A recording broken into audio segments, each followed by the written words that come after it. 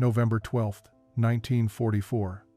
The sky over Montana's Bitterroot Valley hung low and gray, promising snow that would arrive sooner than anyone expected. At a hastily constructed prisoner of war camp 30 miles outside of Missoula, Sergeant Raymond Dalton stood on the wooden platform that served as a loading dock, watching the road for a transport that was already 4 hours late. He stamped his boots against the cold, his breath forming white clouds in the frigid air. The camp had been thrown together in 6 weeks, designed to hold German prisoners captured during the final push through France. But the prisoners scheduled to arrive today were different. They were women. Lieutenant Dorothy Hayes emerged from the administration building, clutching a clipboard against her wool coat. Her face was tight with concern. "Sergeant," she called out, "the Weather Service just radioed. There's a storm system moving in from Canada. They're saying it could be significant." Dalton scanned the horizon, where dark clouds were gathering like an army preparing for battle. "How significant?" Hayes hesitated before answering. "They're calling it a potential blizzard. Could last days. The kind the old-timers talk about." Dalton had grown up in Ohio and considered himself adaptable to cold weather, but Montana cold was different.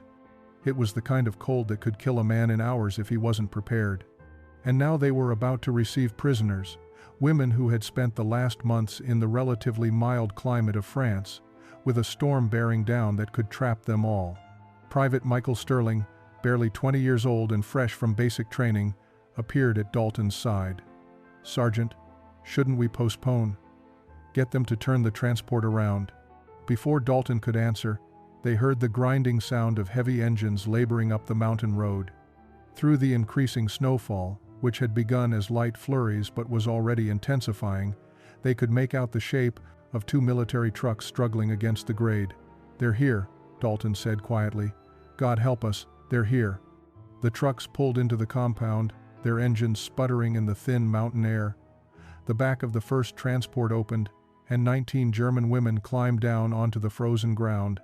They wore thin gray auxiliary uniforms, completely inadequate for Montana winter. Most were in their 20s, their faces showing exhaustion from days of travel.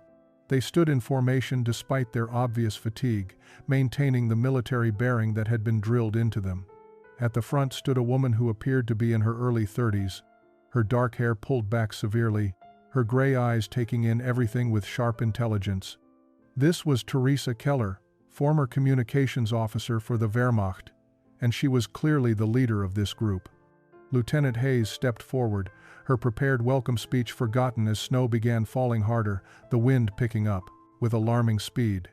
"Welcome to Camp Remington," she began, but her words were nearly lost in the howling wind that suddenly tore through the valley.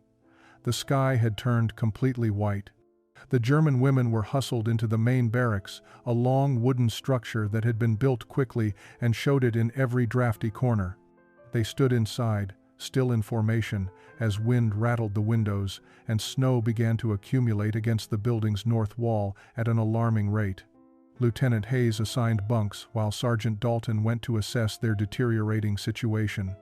The camp had supplies for a normal Montana winter, but nothing about what was developing outside could be called normal.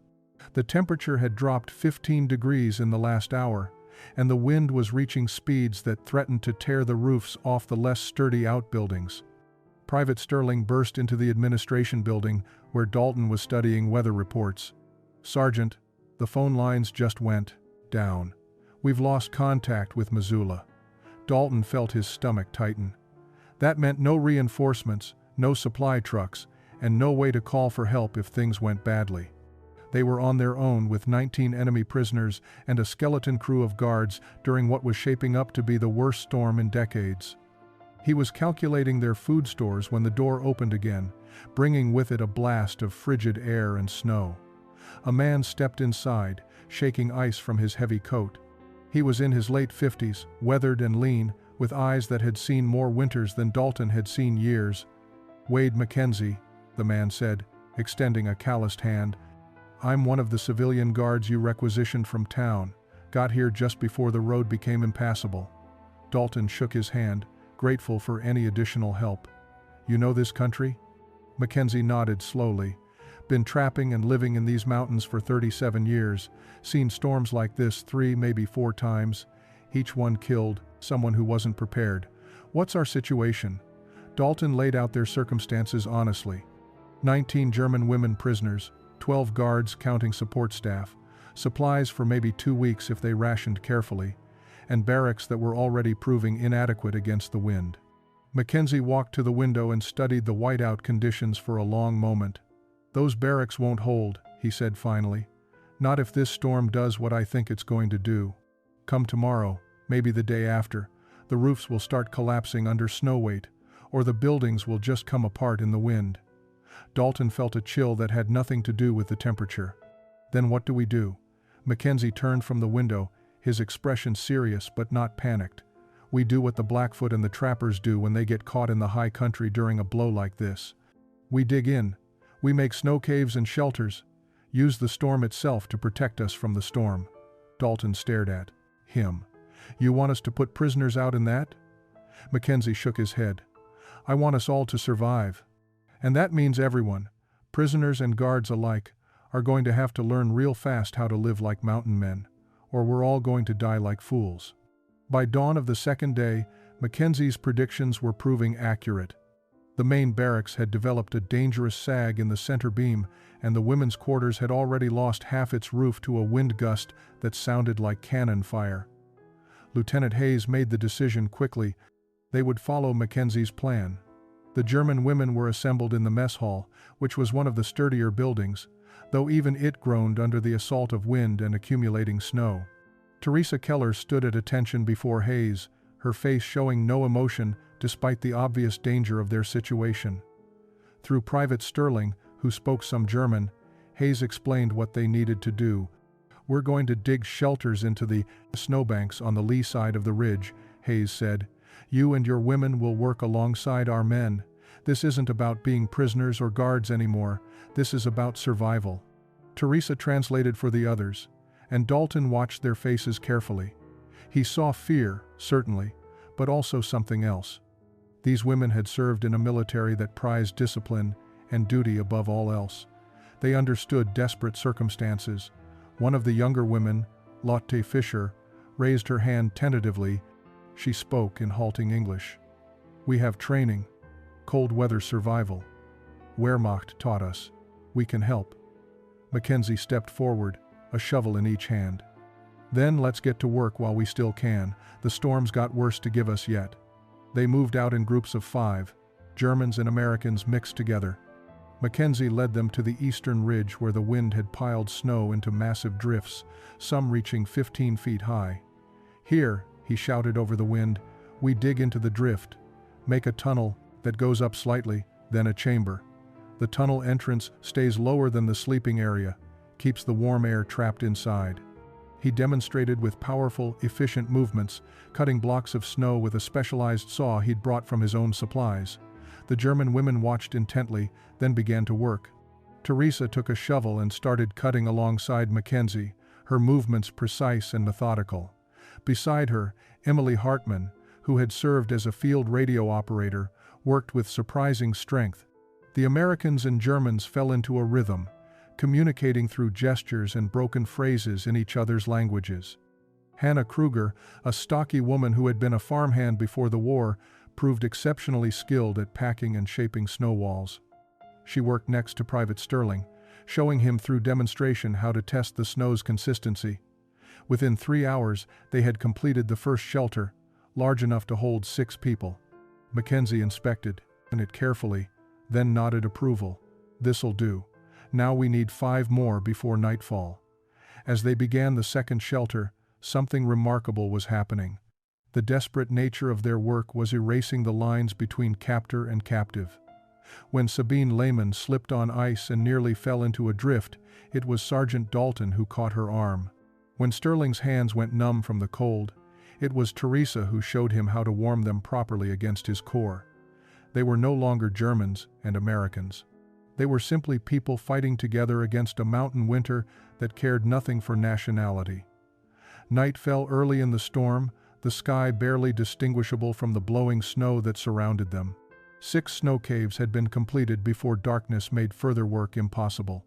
Mackenzie organized them carefully, mixing prisoners and guards in each shelter to ensure everyone had someone who knew what they were doing. Teresa found herself assigned to a cave with Sergeant Dalton, Private Sterling, and 2 other German women, Lotte Fischer and Emilie Hartmann. They crawled through the low entrance tunnel, and the difference was immediately apparent.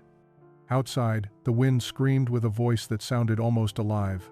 Inside the snow cave, an eerie quiet settled over them, broken only by their breathing and the muffled roar of the storm beyond their white walls.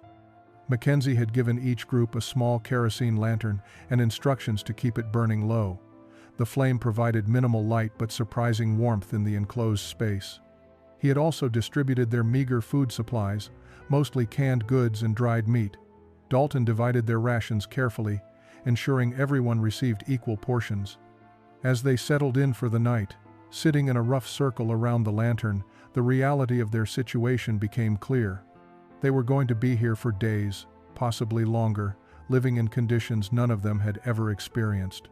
The traditional boundaries of prisoner and guard seemed absurd in a space barely large enough for 5 people to sit upright. Sterling broke the awkward silence first. He pulled a piece of jerky from his pack and held it out to Lotte, who sat closest to him. "It's elk," he said. "My uncle sent it from Wyoming, made it himself." Lotte took it hesitantly, examining it in the dim light before taking a small bite. Her eyes widened slightly at the taste. "Is good," she said in careful English. "Very good." Sterling grinned, then passed more pieces around. Soon everyone was chewing the tough, flavorful meat, and the act of sharing food seemed to thaw something frozen between them. Emilie pulled out a small tin from her uniform pocket. Inside were hard candies, carefully wrapped. She offered them around without speaking, and each person took one with quiet gratitude.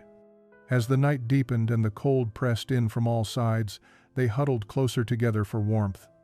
Teresa found herself sitting between Dalton and Emilie, their shoulders touching out of necessity.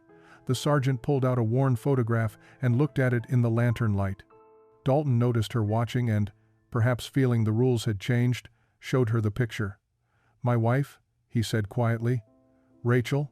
And our daughter, Marie. She's 7 now. Haven't seen them in 14 months." Teresa studied the photograph, seeing a smiling woman with kind eyes and a gap-toothed child. She reached into her own pocket and withdrew a small, creased photo. "My mother," she said, "in Hamburg. I don't know if she's still alive. The bombing has been very bad there." They sat in silence, 2 soldiers from opposing sides, both wondering if the people they loved had survived the war they had been fighting.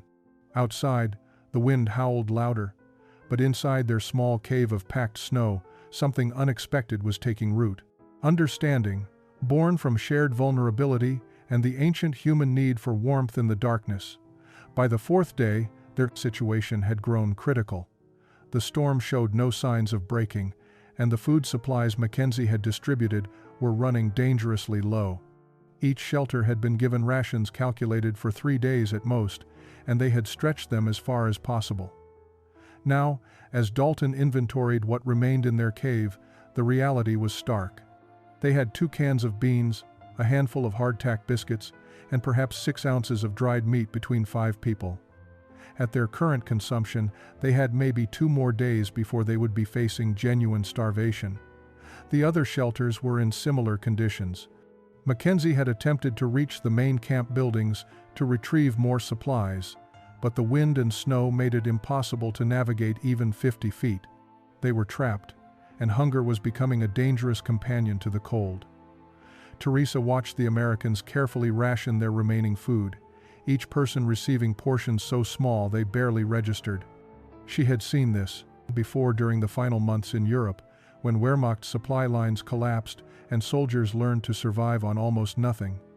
She conferred quietly with Lotte and Emilie in German, then turned to Dalton. "We have training for this," she said. "In Wehrmacht, we learn to make food last when there is nothing. To use everything, waste nothing. Will you let us show you?" Dalton looked at Sterling, then back at Teresa. "At this point, I'll take any help we can get." Teresa took the remaining cans and hardtack and began to work with a precision that spoke of practiced necessity. She crushed the hardtack into fine powder, then mixed it with melted snow water to create a paste. The beans were mashed and combined with tiny pieces of the dried meat, stretched with more snow water into a thin but hot soup. She divided everything into exact portions, explaining as she worked how the Wehrmacht had trained auxiliary corps members to survive on minimal rations during retreats. "The warmth is as important as the food itself," she explained. "Hot water in the stomach makes you feel fuller, keeps body temperature stable." Sterling watched with fascination as she transformed their pitiful supplies into something that at least resembled a meal.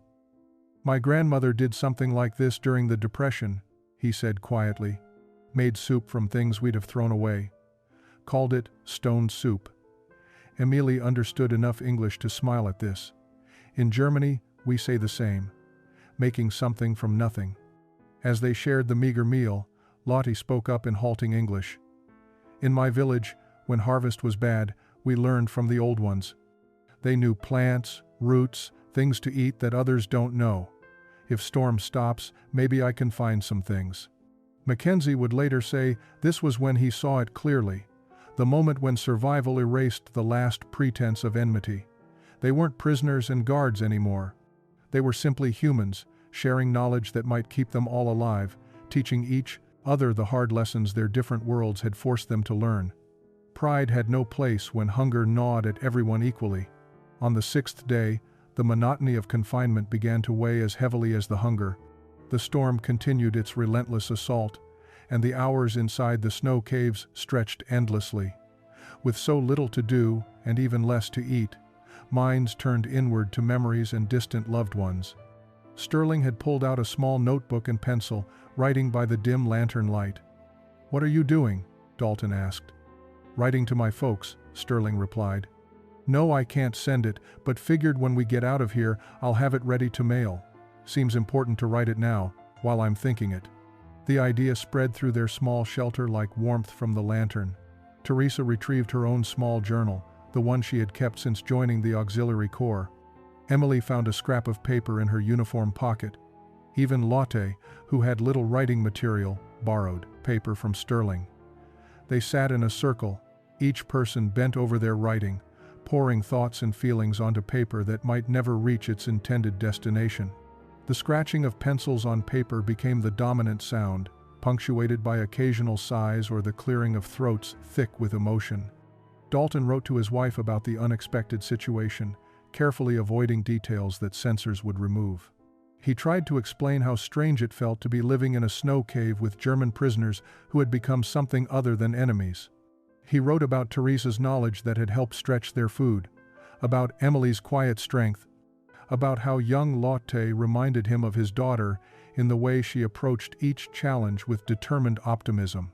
Sterling wrote to his parents in Iowa about learning survival skills from women he had been trained to see as threats. He described Emily's kindness when his hands froze, how she had shown him to warm them without causing damage. He wrote about feeling homesick and scared, and how strange it was that the people who understood those feelings best were supposed to be his enemies. Teresa wrote to her mother in Hamburg, though she had no idea if her mother still lived or if their home still stood. She wrote in German about Montana's terrible beauty, about Americans who showed unexpected kindness, about learning that propaganda had lied about so many things. She wrote about questioning everything she had believed and about the frightening freedom that came with doubt. Emily's letter to her younger brother was simpler, more direct. She told him about the storm, about Americans who shared their food, about a private named Sterling who made her laugh despite everything. She told him she was learning that enemy was just a word, and words could be wrong. When the writing was finished, they shared what they had written, translating between German and English. The letters revealed parallel lives, parallel fears, parallel hopes. In that snow cave, surrounded by words of longing for home and family, they discovered the uncomfortable truth that their similarities vastly outnumbered their differences. Outside, the storm continued to rage, but inside they had found something unexpected. Not friendship exactly, but recognition. The acknowledgement that they were all equally human, equally far from home, equally uncertain about tomorrow. The 8th day brought a crisis that would test everything they had built. Mackenzie had ventured between shelters during a brief lull in the storm, checking on each group and redistributing what little supplies remained. He was moving between the 3rd and 4th caves when the wind suddenly increased, creating a complete whiteout. Disoriented, he stumbled and fell hard against an exposed rock outcropping hidden beneath the snow. The crack of bone breaking was audible even over the wind. Private Sterling and Hannah Kruger, who had been watching for his return, rushed out to help him back to the nearest shelter, which happened to be the one housing Teresa's group. Mackenzie's face was gray with pain as they helped him through the entrance tunnel. His left leg bent at an unnatural angle below the knee. Dalton took one look and felt his stomach drop. They had no medical officer, no proper supplies, and no way to get help. The old mountain man was breathing hard, sweat beading on his forehead despite the cold. "Felt like a damn fool," he muttered through clenched teeth. 63 years in these mountains and I fall like a greenhorn." Emily moved forward immediately, her training as a Wehrmacht medical auxiliary taking over. She had served in field hospitals during the retreat through France, setting broken bones and treating wounded soldiers with minimal supplies. "May I look?" she asked Dalton, gesturing to Mackenzie's leg. Dalton hesitated only a moment before nodding. The irony wasn't lost on him. Their survival now depended on a German prisoner providing medical care to the man who had been teaching them all how to stay alive. Emily's hands moved with practiced efficiency, carefully cutting away Mackenzie's pant leg to expose the injury. The break was clean but would need to be set properly. She spoke quietly to Teresa in German, who translated. "She says she needs straight branches for splints, cloth for binding, and something for pain." "We have nothing for pain," Dalton said helplessly. Lotte spoke up suddenly. "In my grandmother's village, we used willow bark tea. For pain and swelling. I saw willow trees near the camp before the storm. If the wind allows, maybe I can find some." The wind had indeed died down enough to make a brief expedition possible. Lotte and Sterling went together, returning 20 minutes later with armfuls of willow branches, their faces raw from the cold. Emily worked with absolute concentration, her small hands surprisingly strong as she prepared the tea and set about the delicate work of setting Mackenzie's leg.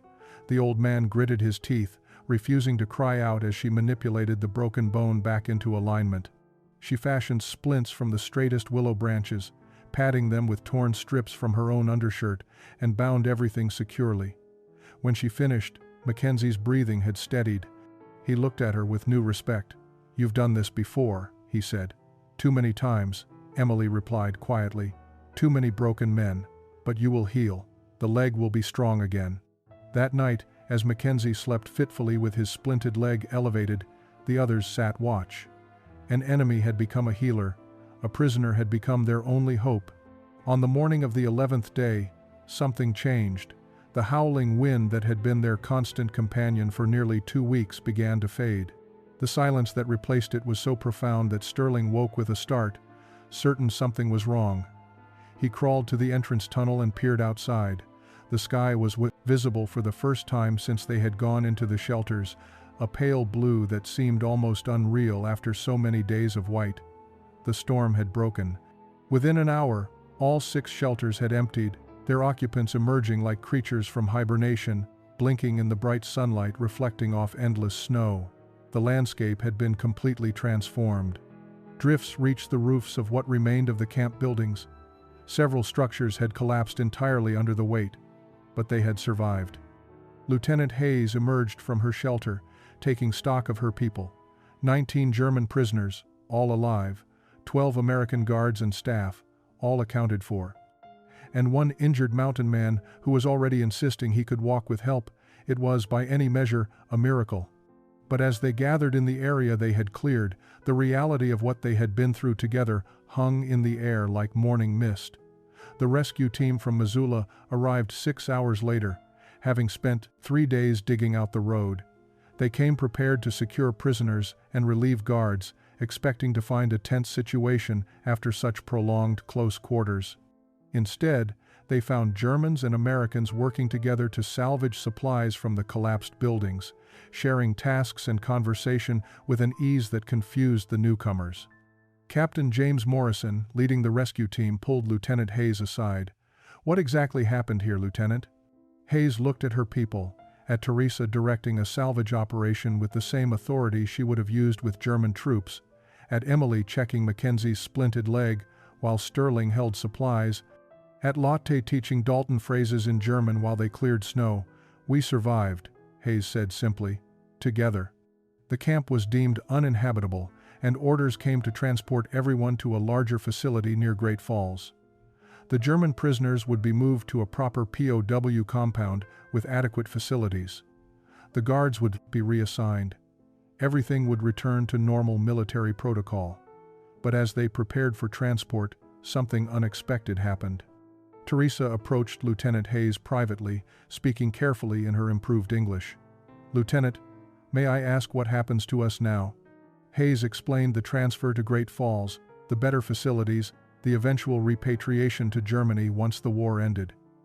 Teresa listened, her expression unreadable. When Hayes finished, Teresa said quietly, "We have learned much here.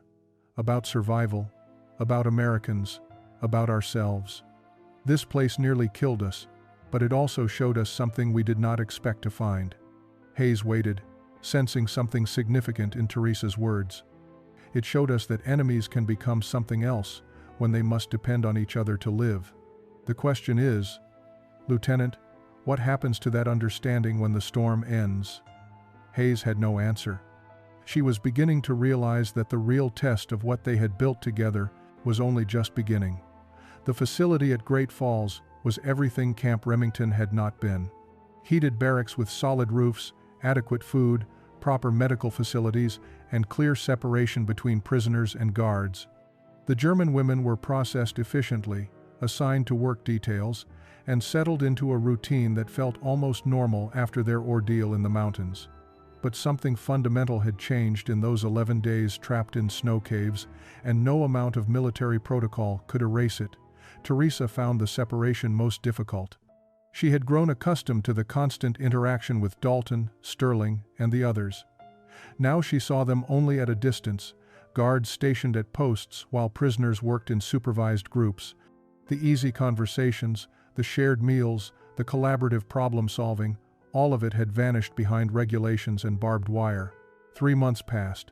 Spring arrived in Montana with dramatic suddenness, the snow melting to reveal green meadows and wildflowers. The war in Europe was entering its final phase, and everyone knew it would be over soon. That meant repatriation for the German prisoners, a return to a homeland most of them barely recognized anymore. The announcement came on a warm May afternoon. All German prisoners of war would begin processing for return to Germany within 6 weeks. They would be shipped to displaced persons camps in Europe, then released to make their way to whatever remained of their homes. Lieutenant Hayes watched the women receive the news, expecting relief, or at least resignation. Instead, she saw uncertainty, and something that looked like grief.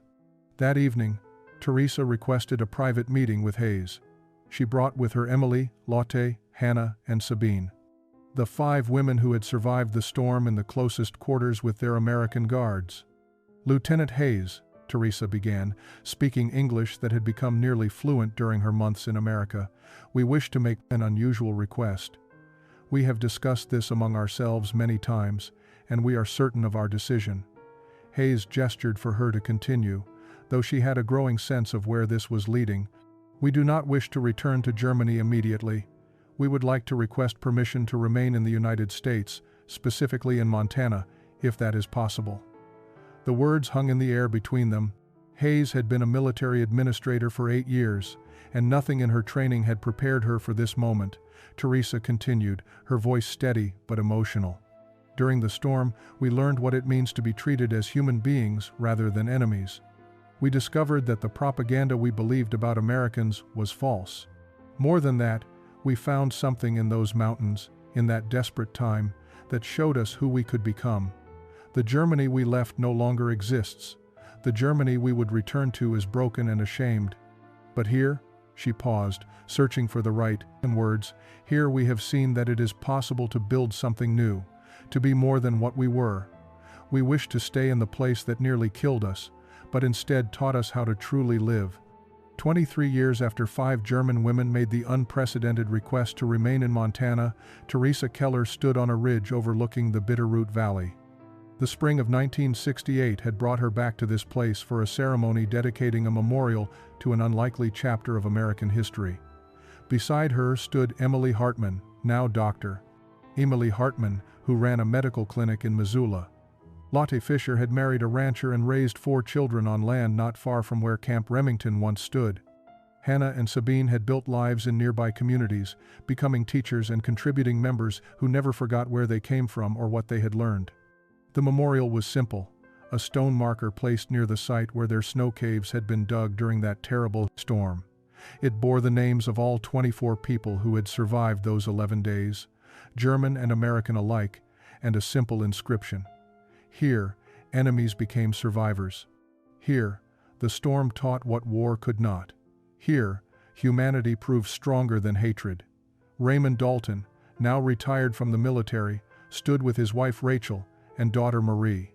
Michael Sterling had become a rancher, settling in Montana because the land had taught him something important. Wade McKenzie, his leg fully healed and still tough as leather at 86, leaned on a cane carved from willow, the same kind Lotte had gathered for his splint all those years ago. Lieutenant Dorothy Hayes spoke at the ceremony about the transformative power of shared hardship. She explained how their story had influenced American policy toward displaced persons and refugees, demonstrating that former enemies could become valued citizens when given opportunity and dignity. But it was Teresa who gave the final address, speaking to a crowd that included families, historians, and young people who had grown up hearing about the German women who chose Montana over Germany. She spoke about the morning they emerged from the snow caves to find the storm had ended, and how they realized they had been changed by something that nearly destroyed them. "We learned that home is not just geography," she said, her voice carrying across the valley. "Home is where you discover who you truly are and who you can become." Montana taught us that survival requires cooperation, that humanity transcends nationality, and that the worst circumstances can reveal the best in people. The sky went white for days during that storm, and we thought we might die in the cold. Instead, we found life. We found purpose. We found a home that accepted us not despite what we had been, but because of what we chose to become. As the ceremony concluded, the 5 women stood together looking out at the mountains that had nearly killed them but instead had given them everything. The frontier had been unforgiving, but it had also been honest. It had demanded everything from them, and in return had offered them the rarest of gifts, a genuine second chance.